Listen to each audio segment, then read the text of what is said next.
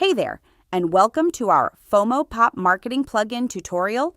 I'm Abby, and in this video, I'll walk you through the basics to help you get started quickly. Let's dive in. FomoPop Marketing is a social proof plugin to display nicely designed pop-up notifications on your WooCommerce store. Showing that other people are buying gives site visitors more confidence.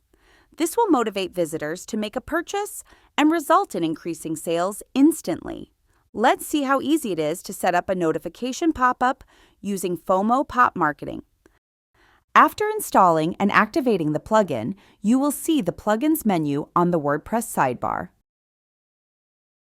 In the menu, you will see the menu items, All Pop-ups and Settings. The All Pop-ups menu item will display the list of all the pop-ups you have.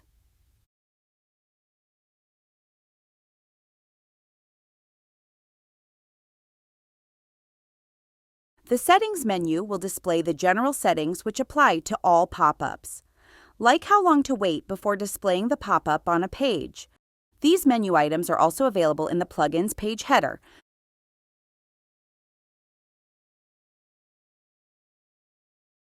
As you can see, there is also a button called Create New. It will create a new pop-up and let you edit it. Let's do that and start creating our first pop-up. This is the pop-up designer form. Here you can adjust all properties of the pop-up, customizing it specifically for your site. The designer contains 4 sections: General, Content, Design, and Display. Let's see how each of the sections look and how to use it to customize the pop-up. First is the General section. Here you can set the pop-up inner title, which will be used to identify it in the All Plugins list. This section contains only one other control, and this is the Enable Pop-up switch. Use it to enable or disable pop-up and this way control if it will be displayed or not on the website. Let's leave it disabled for now, until we are done with the pop-up setup. Next is the Content section. In the Content tab, you can select what content to be displayed inside the pop-up and where to get the content from. As you can see, this is the pop-up message text, which can be customized with personalization tags for the customer name, product title, and others. You can also filter which product orders will be used for the pop-up message by using these 2 filters.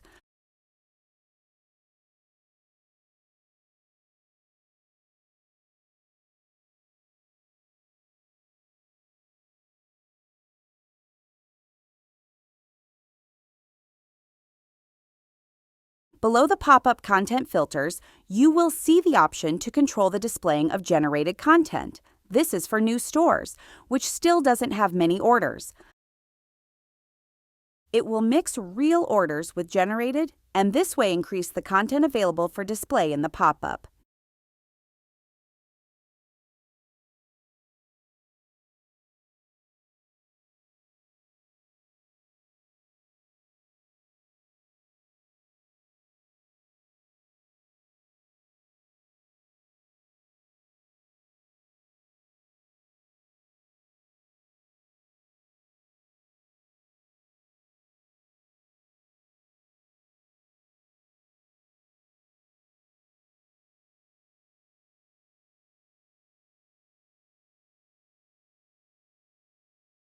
Next section in the pop-up designer form is the Design section.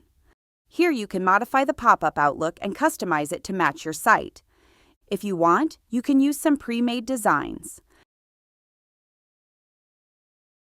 Clicking the Templates buttons will fill the form controls below with the template settings, which you can use directly or further customize it. To preview the current pop-up design, use the Preview Pop-up button. The next and last section is the Display section.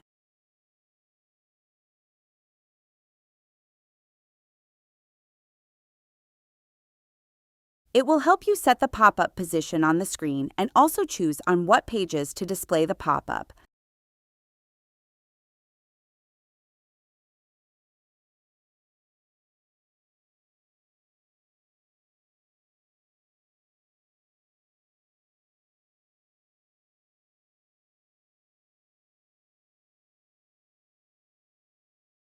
Click Save to store the changes, and that's it. You now have your first pop-up set up and ready to drive some additional sales to your site. But before we check how it looks on the actual site, let's quickly preview the general settings, which helps you control the overall behavior of the pop-up. Here you will find options to set how long the pop-up will wait before displaying on a page. How long will the next pop-up wait after the previous one hides? How much pop-ups can be displayed per page? And also how long a pop-up should be displayed before hiding. Options for randomizing the pop-up's display order and for looping the display sequence are also available. And that's all needed to set up your first pop-up. Let's enable the pop-up and see how it looks on the website.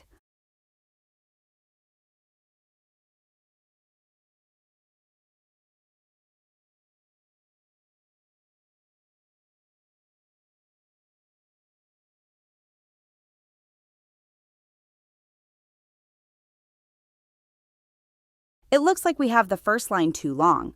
Let's quickly modify the pop-up message so that the product name goes on a separate line.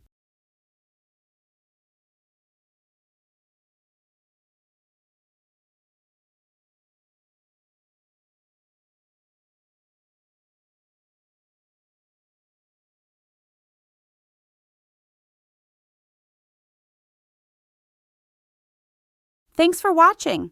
If you found this helpful, feel free to like or share this video. And don't forget to subscribe for more tutorials. If you have any questions or need further assistance, leave a comment below or check out our documentation. See you next time.